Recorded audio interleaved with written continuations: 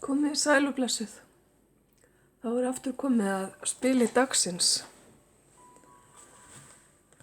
Fyrir ykkur sem að horfðu á síðasta myndband með spili dagsins, þá sjáu þið kannski að sama spilið kom upp aftur. Það er að segja spil sem heitir fjarlægð.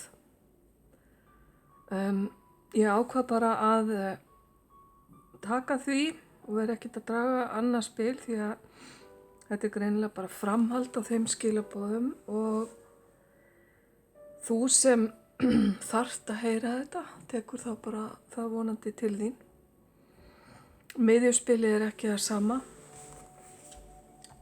og væntanlega ekki þetta hérna heldur eins og ég sé búin að athuga það. En við skulum bara dempa okkur í að svona tengja þetta aðeins. Við tölum hérna síðast að fjarlægðarspilið sýnir tvo fugla, tvo einstaklinga.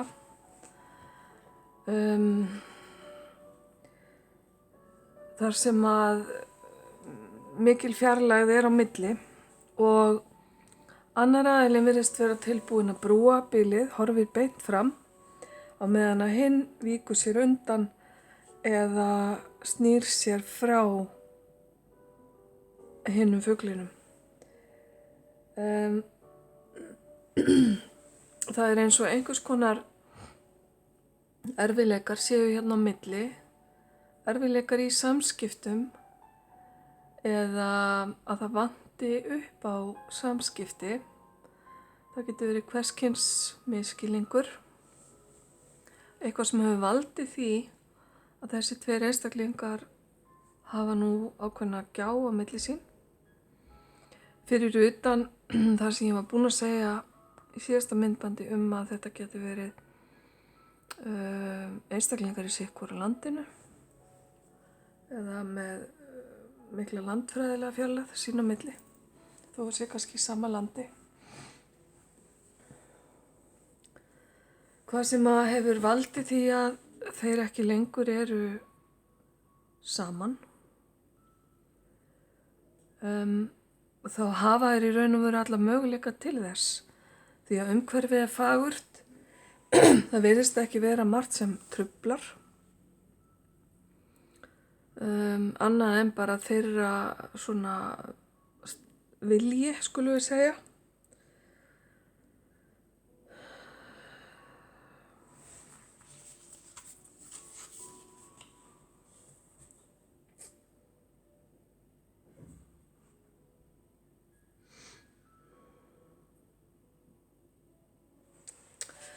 Það er möguleiki hérna að þeir muni fjarlægjast hvorn annan meir og meir eftir því sem lengri tími líður á milli samskipta. Þetta er ábending fyrir þig til að skoða þín samskipti, þín sambönd, hvort að þú sért staddur þarna öðru hvoru megin við gjána og hvers vegna, hvað var það sem kom upp á? Var það alvarlegt að það kallar á áframhaldandi sambandsleysi eða er það eitthvað sem að má græða, heila,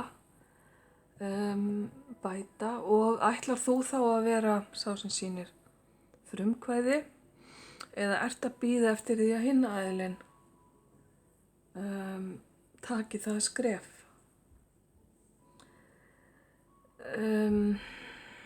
Það er bara verið að biðja þig að vera fullkomlega heiðarlegur við sjálfan þig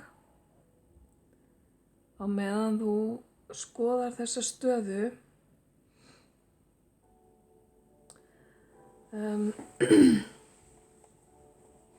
Ég svo sem man ekkert nákvæmlega hvað ég sagði hérna síðast en mér sýnist þessir einstaklingar, þessir fuglar, hafa það ágætt sitt í hvoru lagi þó að þeir séu einir. ef þeir eru einmana, ef að einmanaleiki plagar þá er í raun og veru lítið sem þarf til að breyta því. Já, það var fiðrildi hérna upp í horninu sem er eiginlega bara hálft hérna inn í myndinni.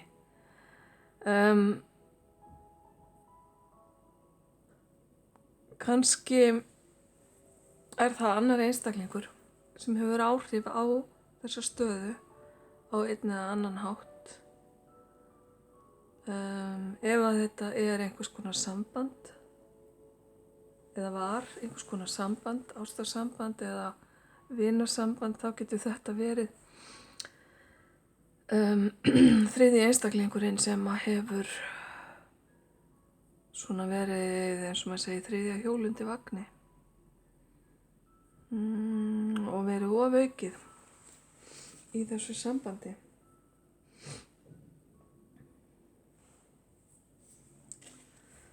Ef að þú sér enga ástæðu til að breyta eða bæta þetta ástand, þá gæti bara verið betra fyrir þig að fjarlægja þig úr myndinni eins og fiðrildið virðist hafa gert. Fylgist með bara úr langri fjarlægð en er ekki partur af pakkanum ennþá. Síðan er það miðjuspilið hérna, krákuspilið okkar.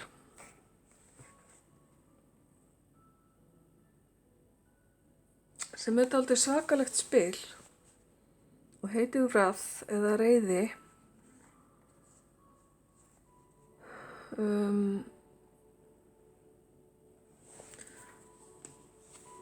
Spilið talar í bókinni, ef mig minnir rétt, hóp af krákum sem er að verja unga.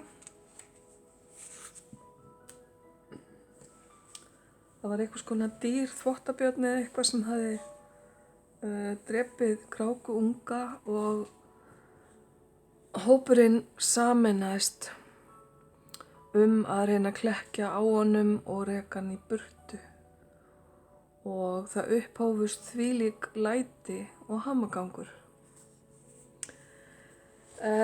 Reiði getur verið ákaflega sterk. Og þar sem að þetta spil var ekki til staðar síðast, nú man ég ekki hvað krákuspil var þar, en þetta virðist vera framhald, þá er eins og að sé kraumandi undir niðri núna einhver reiði, erfiðar og slæmar tilfinningar varðandi þessa fjarlægð sem við erum að tala þarna á hinu spilinu. Og mikilli reiði fylgir oft hefndarhugur.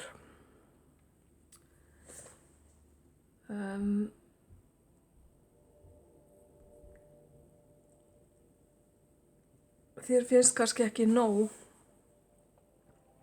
að vera ákaflega reiður út í hinn aðilann, heldur viltu að hann finni virkilega fyrir því hvernig þið líður og þú hyggur jafnvel á einhvers konar hefndir eða allavega að sýna honum með einhverju móti að þér sé ekki sama.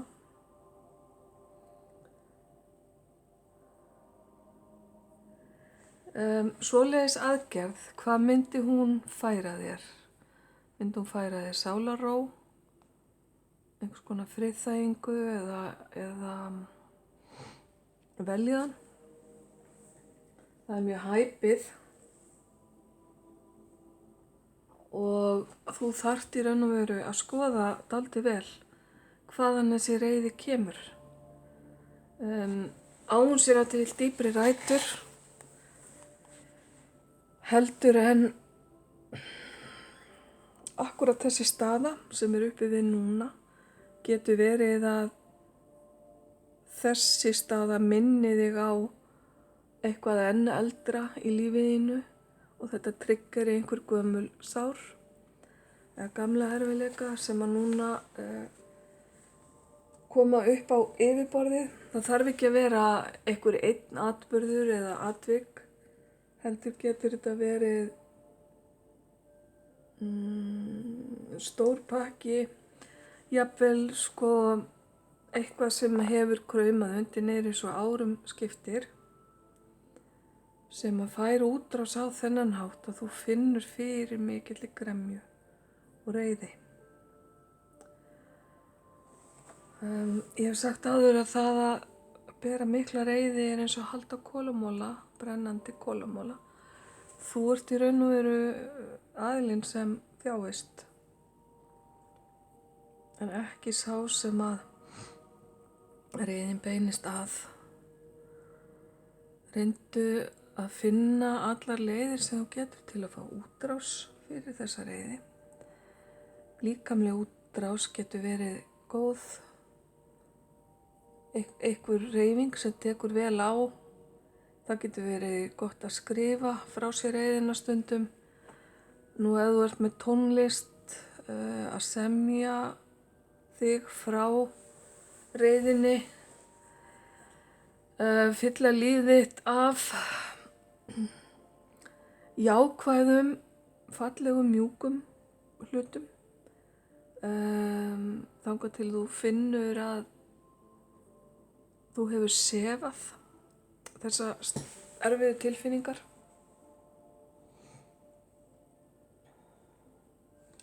En takt eftir því að reiði er bara eðlileg tilfinning og ég er ekki að segja að þú eigir ekki að finna fyrir reiði. Það er bara afskaplega mannlegt og bara mjög skiljanlegt í mörgum tilvikum. Það er þegar hún er farin að skemma fyrir þér og valda þér skaða, já, eða öðrum, sem að hún er ekki í lagi.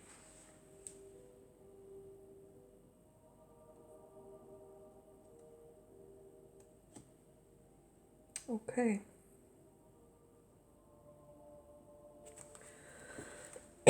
Ásakið.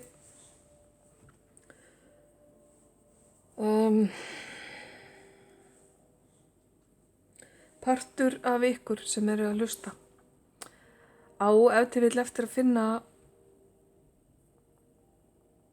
að þessi samskipti þetta samband á eftir að fjarlægjast meir og meir og reiðin á eftir að dvína á meðan á því stendur. Svona tilfinningar, svona sterkar tilfinningar geta líka bara verið mjög tímabundnar, geta blossað upp en dala síðan aftur þegar að atvikið eða aðstæðurnar eru liðnar hjá. Þannig að ég bara óska þér allsins besta í að díla við þetta, því það getur verið meira en að segja það. Mundu bara hver það er sem tapar mest á því að reiði á það til að éta mann upp að innan. Ok. Ég ætla að taka og snúa vegvísi kærleikans, eins og spilin heita, snúa því við. Ég treysti og trúi að kærleikurinn flæði yfir alheiminn. Ok. Og þar af leiðandi væntanlega þig líka. Og sefi ef til vill þessar tilfinningar sem að þó voru mjög skiljanlegar og eðlilegar.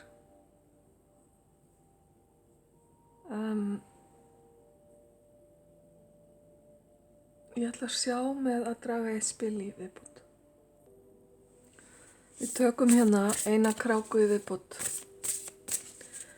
til að reyna að fá nánari útskýringu á reiðinni.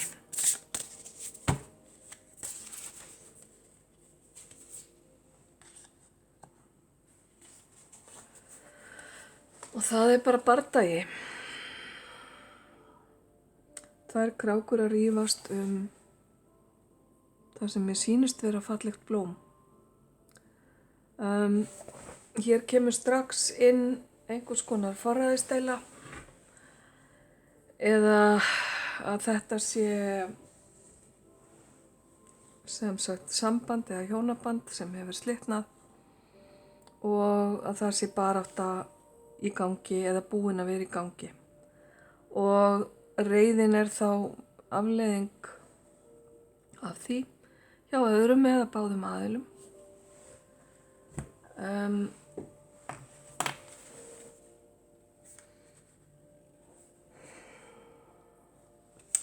Og það að vilja berjast til að halda sínu yfirráðasvæði eins og krákurnar gera, það getur tekið á. Kannski hefur þú farið yfir einhver mörk eða einhver hefur farið yfir þín mörk sem að hefur valdið þessum svona, skulum við segja, ofsafengnu viðbrögðum. En ef að þú ert tilbúin í baráttu, þá verður þú líka að vera tilbúin að taka afleiðingum hennar.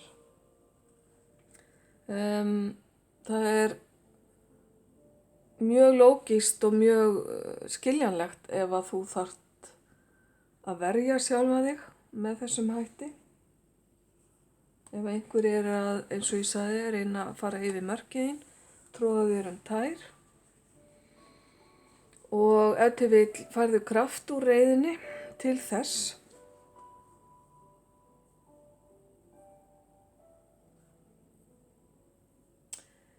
Já, taktu eftir því á þessu spili að það eru áhorfendur hér. Það eru krákur sem sita hérna á vírum og fylgjast með baráttunni án þess að skipta sér af eða vera hluti af þessu. Ef til vill eru þetta aðilar sem styðja sitthvorn aðilann, sitthvora krákuna, en það er ekkert víst þegar baráttunni lýkur að það verði endilega stuðningsaðilar til staðar fyrir krákurnar.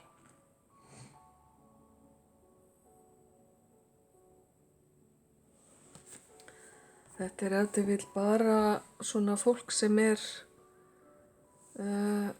algjörlega hlutlaust. Þannig að þú gætir staðið eftir, dálítið slippur og snauður. En ef til vill alveg fullvissum að þú hafir barist fyrir réttlætinu, því sem að þér finnst vera réttlæti. Þetta dálítið þung og svakaleg spil, en svona þetta. Við göngum stundum í gegnum erfiða hluti í þessu lífi og spil dagsins í dag ákvaðu bara að taka aðeins á því